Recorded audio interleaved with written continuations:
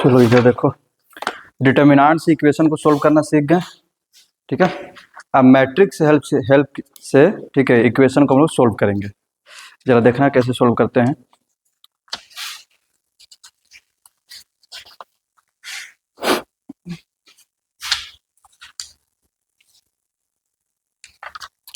Equation लिखते हैं, दिया हुआ है तुम्हें x plus 2y plus Z equals to 7, x plus 3z equals to 11 और 2x minus 3y equals to दिया है 1। तीन इक्वेशन दिया हुआ है। ठीक है, सबसे पहले तो इसको स्टैंडर्ड फॉर्म में लिखते हैं। स्टैंडर्ड फॉर्म बोले तो x और y z तीनों रहना चाहिए। इसमें y नहीं है तो यानी कि y के साथ क्या है, 0 है। ठीक है, अगर स्टैंडर्ड फॉर्म में लिखने जाए, जरा देखना इधर, तो ये तुम्हारा हो जाएगा x plus 2y plus Z equals to 7 first equation, x plus 0y plus 3z equals to हो जाएगा 11, ये हो जाएगा 2x minus 3y plus 0z equals to हो जाएगा 1। कोई दिक्कत? अब जरा देखो, इधर का जो पार्ट जो दिया हुआ है एक्स वाई जेड में, इसको मैट्रिक्स के टर्म में लिखने की कोशिश करते हैं। ठीक है, तो जरा ध्यान से देखो, मैट्रिक्स का मल्टीप्लिकेशन कैसे करते थे। अगर यहाँ पर कोई मैट्रिक्स दिया हुआ है और यहाँ पर कोई एक मैट्रिक्स है, तो हम बोलते थे कि यहाँ से उठाओ और इसको लाकर कैसे मल्टीप्लाई कर दो हैं। तो मान लो अगर यहाँ पर 1 2 3 है तो इस सब में 1 2 3 मल्टीप्लाई हो जाता था। अगर यहाँ पर ए बी सी है तो सब में यहाँ पर ए मल्टीप्लाई होता है, यहाँ पर बी, यहाँ पर सी। इसमें देख करके क्या लग रहा है, क्या मल्टीप्लाई हुआ है, ये पूरे में क्या मल्टीप्लाई हुआ है, एक्स। इसमें क्या मल्टीप्लाई हुआ है, वाई। इसमें क्या मल्टीप्लाई हुआ है, जेड। अगर हम मैट्रिक्स पर सेट करने के लिए जाएं तो क्या हम इसको ऐसे नहीं लिख सकते हैं, 1 1 2 2 0 माइनस 3 और 1 3 0 into X Y Z equal, इधर भी मैट्रिक्स में लिख देते हैं हम 7। कोई दिक्कत है इससे? और सुना रहे हैं, इक्वेशन कहाँ का चीज था उसको हम सीधे मैट्रिक्स से कनेक्ट कर दिए। ठीक है, अब जरा देखो क्या बोल रहे हैं, हमको तो एक्स वाई जेड ही ना चाहिए। तो अगर हम इधर से इस वाले मैट्रिक्स को हटा दें, इधर से इस वाले मैट्रिक्स को हटा दें और इधर अपना जो भी मल्टीप्लिकेशन ये सब हो जाए, तो इधर भी एक मैट्रिक्स मिल जाएगा। अब दोनों मैट्रिक्स को कंपेयर कर देंगे तो एक्स का वैल्यू, वाई का वैल्यू, जेड का वैल्यू नहीं मिल जाएगा। अच्छा, जब आप ऐसे लिखते हो ना, इसको कोई भी इक्वेशन दिया हुआ है, इक्वेशन को आपने मैट्रिक्स फॉर्म में लिख दिया, तब इसको ऐसे रिप्रेजेंट किया जाता है। अब इस चीज को ऐसे रिप्रेजेंट करते हैं, ए एक्स इक्वल्स टू बी, जहाँ पे ए तुम्हारा कौन सा मैट्रिक्स है, ये वाला। कोफिशिएंट जो मैट्रिक्स बनता है उसको क्या रिप्रेजेंट करते हैं, ए। एक्स जो होता है वेरिएबल को रिप्रेजेंट करता है एक्स वाई जेड को, और जो इधर कांस्टेंट टर्म दिया हुआ है उसको बी मैट्रिक्स है। कोई दिक्कत? यानी कि कोई भी इक्वेशन अगर दिया है तो सबसे पहले किसके फॉर्म में लिख लो, ए एक्स इक्वल्स टू बी के फॉर्म में। कोई दिक्कत? अच्छा, अब हमको इधर से ए को हटाना है। ठीक है, तो ए को हटाना है तो क्या करते हैं, ए इनवर्स से दोनों तरफ मल्टीप्लाई करते हैं, ए इनवर्स से मल्टीप्लाई करते हैं। और हम लोग पढ़ चुके हैं कि इनवर्स सारे मैट्रिक्स से निकले, ये जरूरी नहीं है। ठीक है, तो यहाँ से ये होता है, यानी कि अगर जिसका भी इनवर्स निकल रहा होगा तो उसका तो कम से कम वैल्यू मिलेगा ना। तो यहाँ देखो, तो दोनों तरफ ए इनवर्स ऑपरेट करने पर यानी कि एक्स बराबर क्या हो जाएगा, A inverse B, A inverse B. कोई दिक्कत? अब इसको मल्टीप्लाई कर लो, तुम्हारा एक मैट्रिक्स आ जाएगा, और वहां से फिर जो भी वैल्यू आ जाएगा, X Y Z equal to, मान लो मेरा आ गया 1 2 3, कंपेयर कर लेंगे तो एक्स का वैल्यू क्या आ जाएगा, 1, वाई का 2, जेड का 3। कोई दिक्कत? अच्छा, उस मैट्रिक्स को हम वहां तक लिख चुके हैं। तुम्हारा ए ये वाला मैट्रिक्स है, जल्दी से इसका इनवर्स निकालो। इनवर्स निकालने के लिए सबसे पहले क्या चेक करते हैं, इनवर्स निकालने के सबसे पहले क्या चेक करते हैं, डिटर्मिनेंट। डिटर्मिनेंट अगर 0 हो गया तो उसका इनवर्स नहीं निकलेगा। तो सबसे पहले तो डिटर्मिनेंट निकाल लो। ठीक है। और वहां पर भी डिटर्मिनेंट मेथड से बनाते थे, सबसे पहले कोफिशिएंट का क्या करते थे, डी निकालते थे। यहाँ पर भी वही काम कर रहे हैं, ठीक है। तो सबसे पहले इसका डिटर्मिनेंट निकालो, अगर डिटर्मिनेंट नॉन जीरो है तो इसका क्या निकलेगा, इनवर्स, ठीक है। करो आगे बढ़ो, निकालो ए इनवर्स क्या आता है। ये लिखने का तरीका समझ में आया। डिटर्मिनेंट कितना आएगा इसका,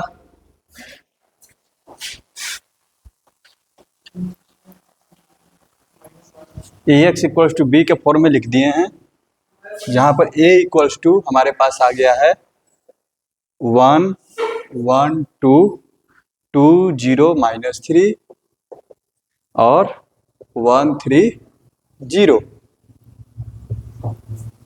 ठीक है। अब हमको डिटर्मिनेंट ऑफ ए निकालना है, कितना हो जाएगा 1 इंटू 0 माइनस 9 यानी कि प्लस 9 हो जाएगा, -2 इंटू 0 -6 हो जाएगा, अब +1 इंटू -3 -0, ठीक है। तो ये हो गया 9 + 12 -3 यानी कि 19 आएगा, 19 नहीं 18 आएगा,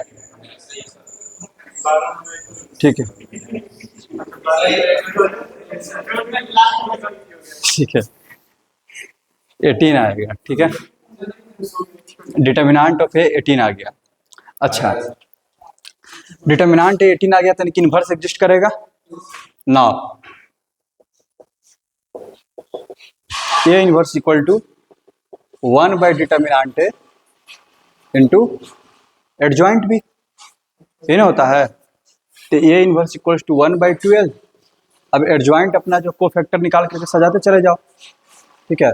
तो पहला कोफैक्टर क्या बनेगा, सॉरी, और पहला क्या बनेगा, पहला कोफैक्टर 0 - 9 + 9, कोई दिक्कत। दूसरा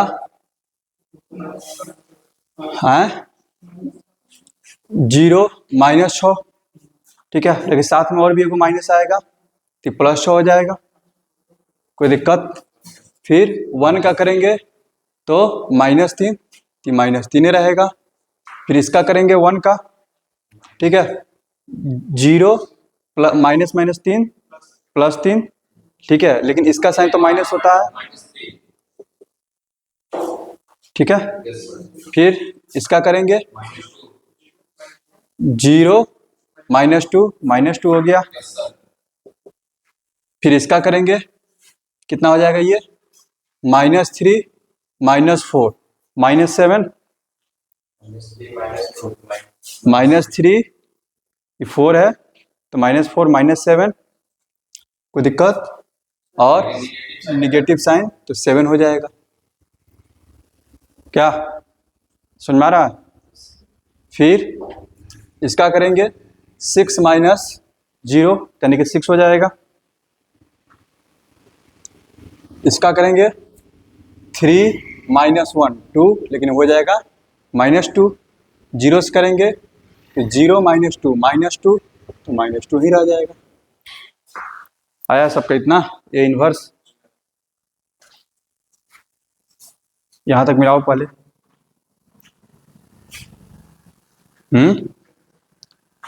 क्या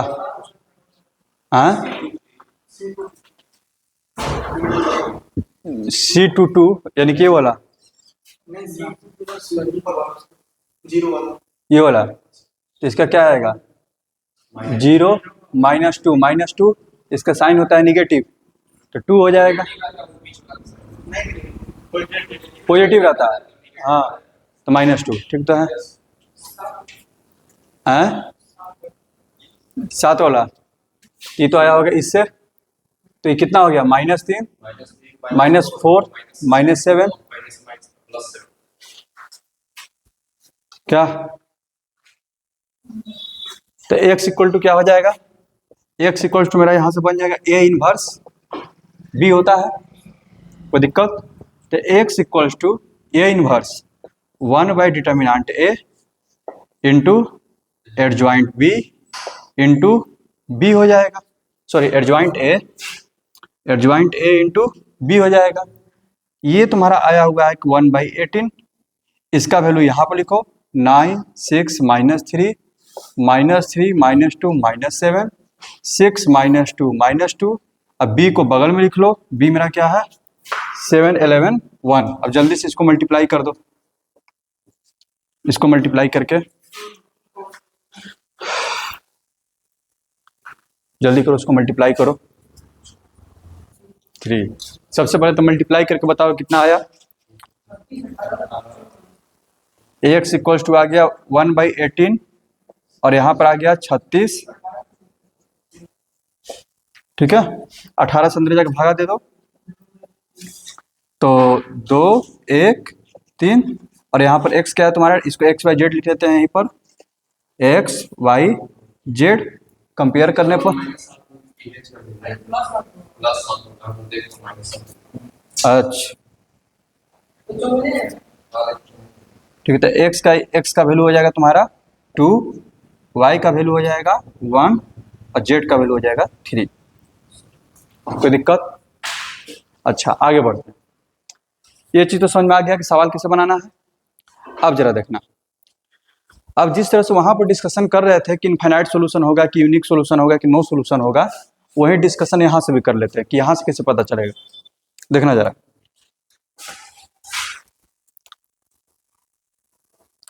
यहां तक क्लियर है? अब जरा देखो आगे बढ़े।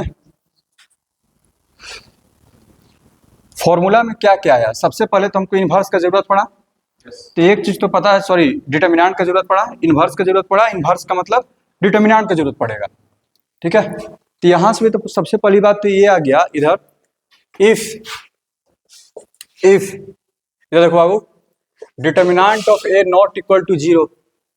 अगर डिटर्मिनेंट 0 नहीं है तो इसका मतलब क्या होगा, ए इन्वर्स एग्जिस्ट करेगा, तो इसका मतलब ये होगा कैसा सॉल्यूशन मिलेगा, यूनिक सॉल्यूशन। डिटर्मिनेंट जब बना रहे थे तो वहां पर यही हो रहा था ए नॉट इक्वल टू 0, ठीक है, तो इसका मतलब हो जाता था यूनिक सॉल्यूशन। अच्छा, लेकिन वहां पर दो केस और था, क्या था याद करो। वहां पर था अगर d 0 हो गया एंड d1 d2 d3 तीनों में से कोई एक नॉन जीरो हो गया, ठीक है, one of them is non zero, no solution, ठीक है। लेकिन d equal to d1 equal to d2 equal to d3 0 हो जाए, तब था तुम्हारा इनफाइनाइट सॉल्यूशन। तो यहां पर भी दो केस बनेंगे, जरा देखना कैसे बनता है। देखना इधर,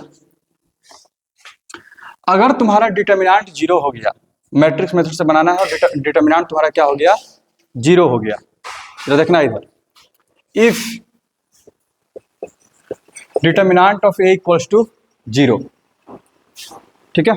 अब जरा देखना, फिर भी यहां से समझने की कोशिश करते हैं। अगर डिटर्मिनेंट ऑफ ए 0 हो गया, ठीक है, यानी कि ये 0 हो गया है, ठीक है, लेकिन जब हम जा रहे हैं आगे की ओर, मेरा मेन फॉर्मूला यहाँ पर है, देखना इधर, x इक्वल टू है 1 upon determinant into adjoint B. तो डिटर्मिनेंट 0 होने का मतलब ये तो फिक्स हो गया कि यूनिक सॉल्यूशन नहीं मिलने वाला।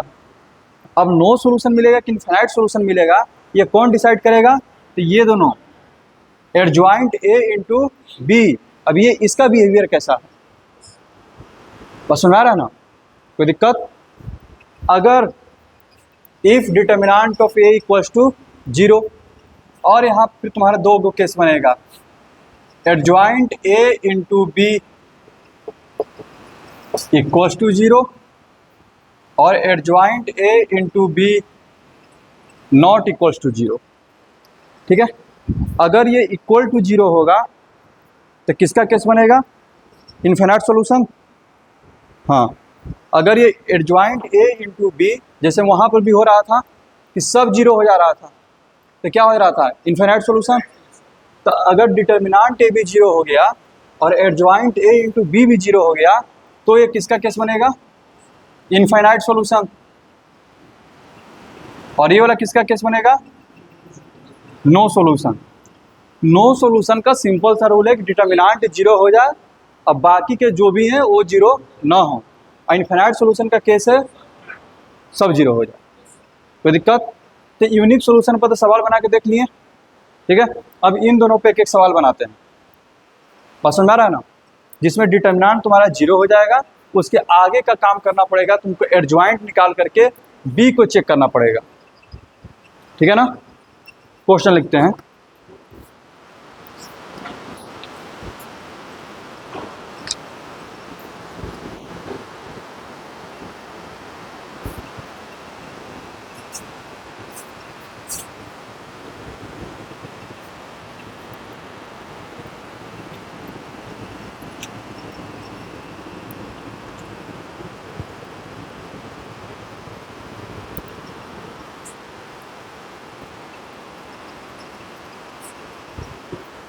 चलो इधर देखना,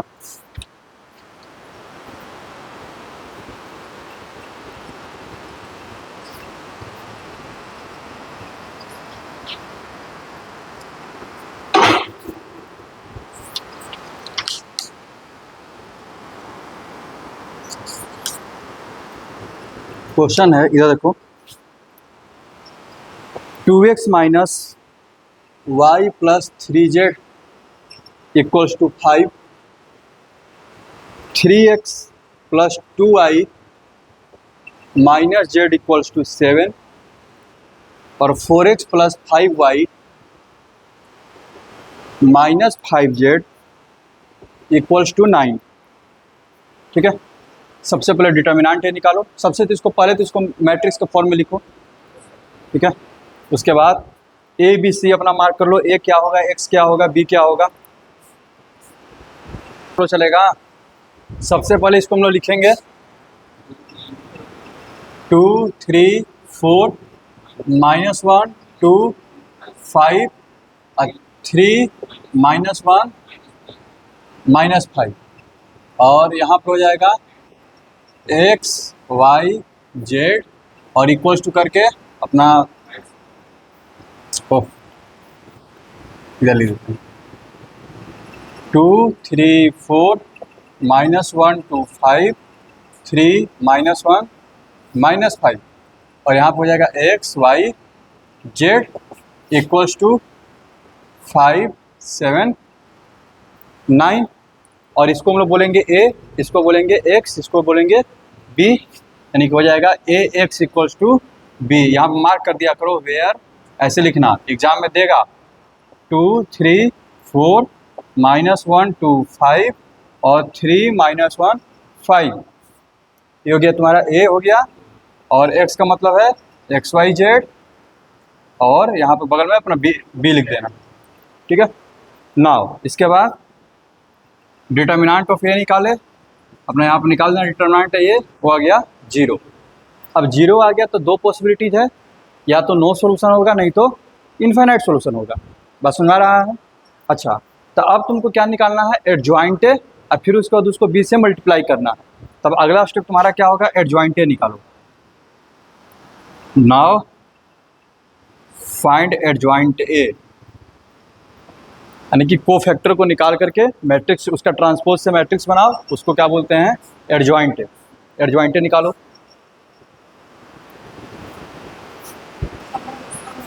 एडजॉइंट ए निकालो। एडजॉइंट ए तुम्हारा आ जाएगा -5, ठीक है, 11 7 10 -22 -14, अच्छा -22 14 -5 11 7, इतना आएगा तुम्हारा एडजॉइंट है। सुना रहा है? अब जो है अगला स्टेप है एडजॉइंट ए इंटू बी निकालो, ठीक है। अब निकालो एडजॉइंट ए इंटू बी, ठीक है ना।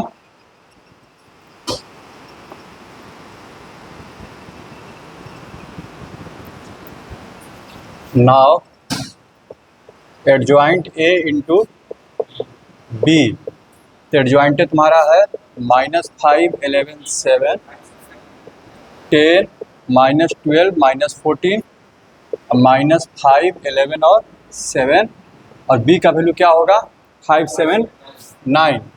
इसको मल्टीप्लाई करो, देखो क्या आता है। ये तुम्हारा आ जाएगा 0, 0। समझ में आ रहा है?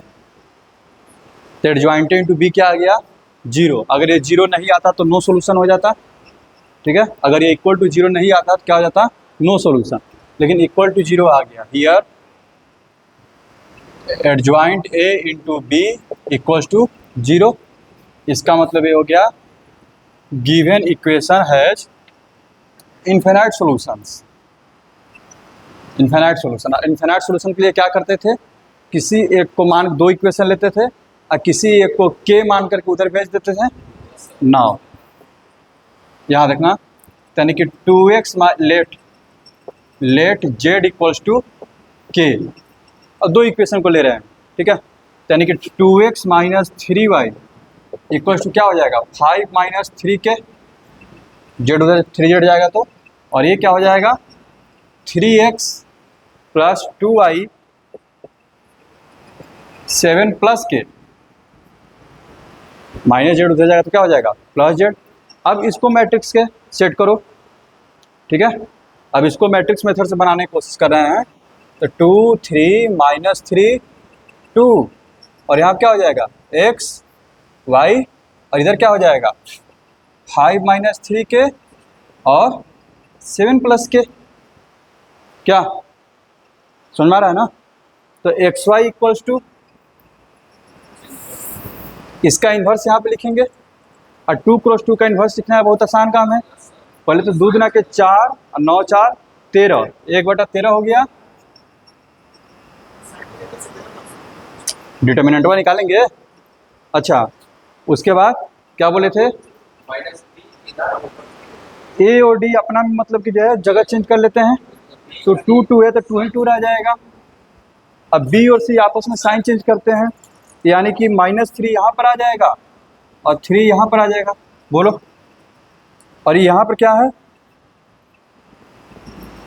5 माइनस 3 के 7 प्लस के, जल्दी से मल्टीप्लाई करके बता दो कितना आ जाएगा। ये 5 माइनस 3 के इसमें मल्टीप्लाई होगा, 7 प्लस के इसमें होगा। यहाँ बताओ सॉल्व करके क्या आएगा।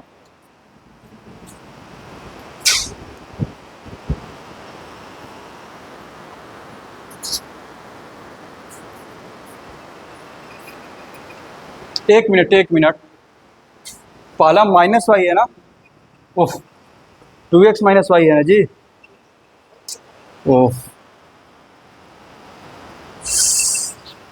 तो कितना हो जाएगा 4 3 7, ठीक है। और ये दोनों आपस में साइन चेंज करते हैं, यहाँ पर 1 हो जाएगा, यहाँ पर हो जाएगा -3। अब करो 2 1 -3 2, 5 माइनस 3 के और 7 प्लस के।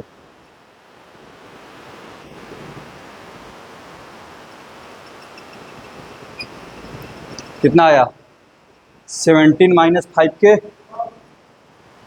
दूसरा वाला